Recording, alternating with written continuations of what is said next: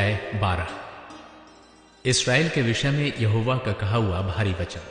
यहोवा जो आकाश का तानने वाला, पृथ्वी की नींव डालने वाला और मनुष्य की आत्मा का रचने वाला है, उसकी ये वाणी है।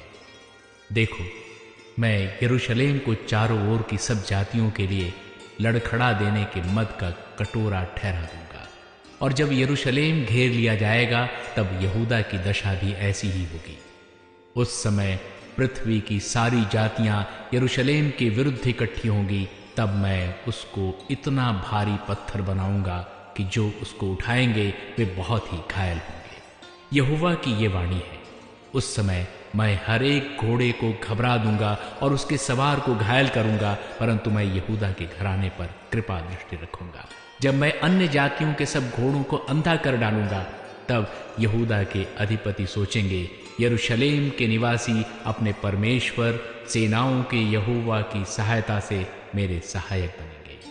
उस समय मैं यहूदा के अधिपतियों को ऐसा कर दूंगा जैसी लकड़ी के ढेर में आग भरी अंगीठी या पूले में जलती हुई मशाल होती है, अर्थात वे दाहिने बाएं चारों ओर के सब लोगों को भस्म कर डालेंगे, और यरूशलेम जहां अब बसी है वहीं बसी रहेगी, यरूशलेम में ही। यहोवा पहले यहूदा के तंबुओं का उद्धार करेगा। कहीं ऐसा न हो कि दाऊद का घराना और यरूशलेम के निवासी अपने अपने वैभव के कारण यहूदा के विरुद्ध बड़ाई मारे।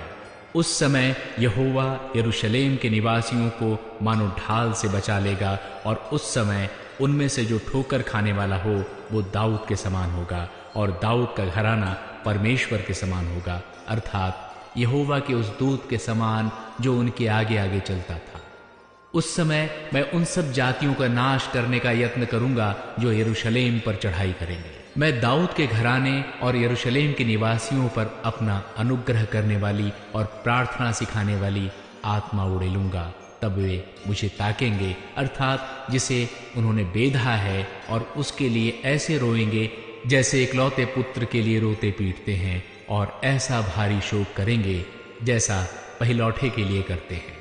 उस समय यरूशलेम में इतना रोना पीटना होगा जैसा मगिद्दोन की तराई में हदिद्रमोन में हुआ था। सारे देश में विलाप होगा, हर एक परिवार में अलग अलग, अर्थात दाऊद के घराने का परिवार अलग और उनकी स्त्रियां अलग, नातान के घराने का परिवार अलग और उनकी स्त्रियां अलग, लेवी के घराने का परिवार अलग और उनकी स्त्रियां अलग, चीमियों का परिवार अलग और उनकी स्त्रियां अलग, और जितने परिवार रह गए हों हर एक परिवार अलग अलग और उनकी स्त्रियां भी अलग अलग।